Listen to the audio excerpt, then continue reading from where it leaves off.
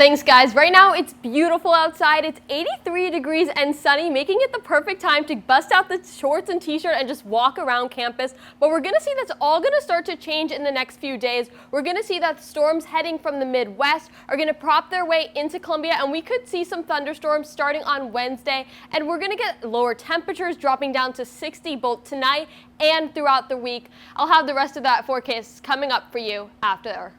Wind speeds aren't high enough that you'll want to avoid driving, but stay extra cautious. As you're driving, make sure your hands are firmly on the wheel. And if you're walking around, make sure you're wearing glasses in case the debris picks up. I'll have the 5-day forecast coming up.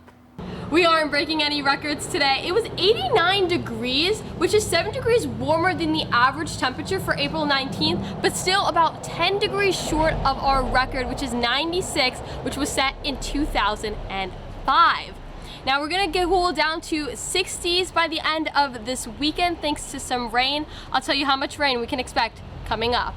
Thanks, Alexis. We can expect that as you're heading out the polls, you're gonna wanna grab a light sweater. Now temperatures are at 66 degrees, fairly warm, and the sun is coming out, which is great news since it was cloudy almost all day. However, the winds are pretty strong. We're seeing a 10-mile-per-hour winds, so it's going to cool down pretty fast. Later on tonight, we'll drop down to 56, and tomorrow will be a complete washout. We're gonna see lots of rain and thunderstorms starting tonight. I'll tell you the full forecast and how much rain we can expect coming up. That's right, guys. In the next 2 days, we're gonna see a lot of rain making its way into Columbia. The temperatures are gonna be dropping down from 80 degrees to 60, so we're gonna have to bundle up again. But luckily, we're not gonna see hail or severe rainfall past Wednesday. I'll have that all coming up.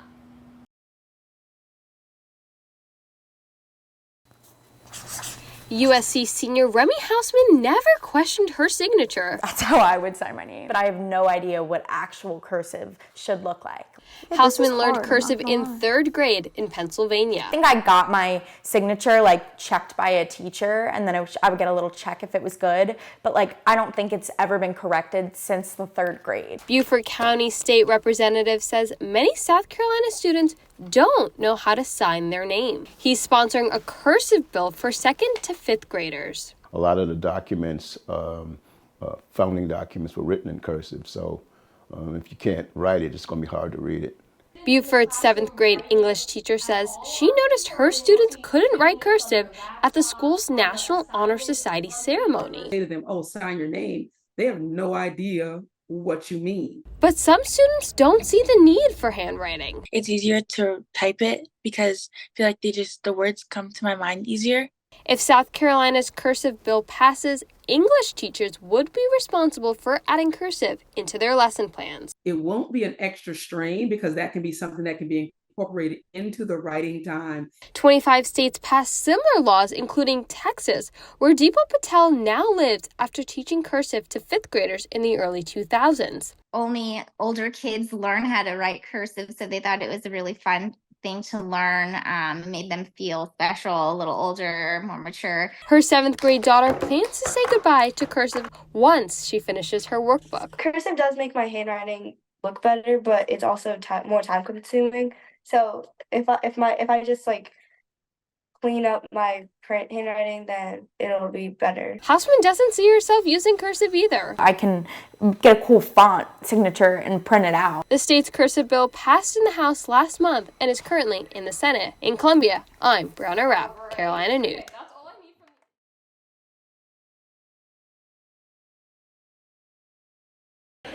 South Carolina legislators are proposing a new bill to help keep your children safe online. AI is like a hammer or a gun or a knife. You know, it has a purpose. An appropriate person in the hands of a person who's using it correctly, it's a great resource or a tool. But someone can use a knife, a gun, or a chainsaw in an evil manner. And so we're going after the conduct, not the technology.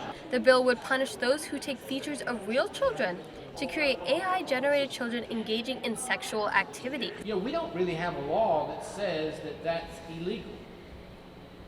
If it's a real child and we know what that child looks like, We have laws to prosecute them. But these criminals are creating fake children. Protecting your children is becoming a bigger concern in the state. In 2010, less than 500 cases of child sexual abuse material were reported. This number jumped to more than 4,000 in 2020.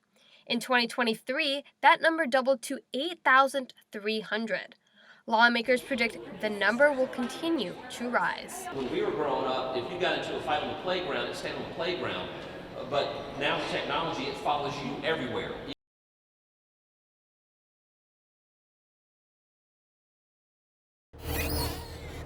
Mateo works through it all: freeze, scorching heat, and humidity. And it was 110 degrees in the evening. It was almost like a numbing state. I couldn't feel really my head. It was lightheadedness.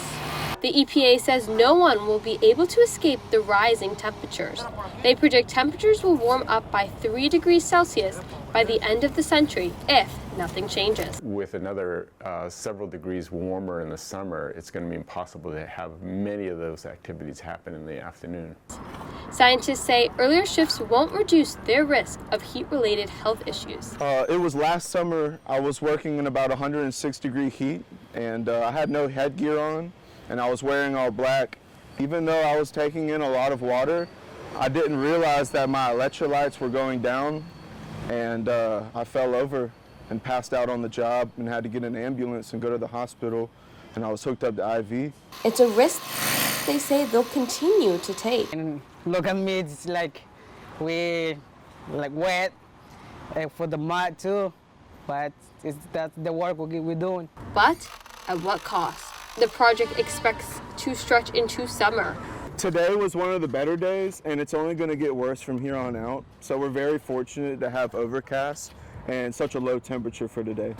3 degrees Celsius. It sounds a little bit, but it does make an impact when we're out here working all day. In Columbia, I'm Brianna Rao, Carolina News.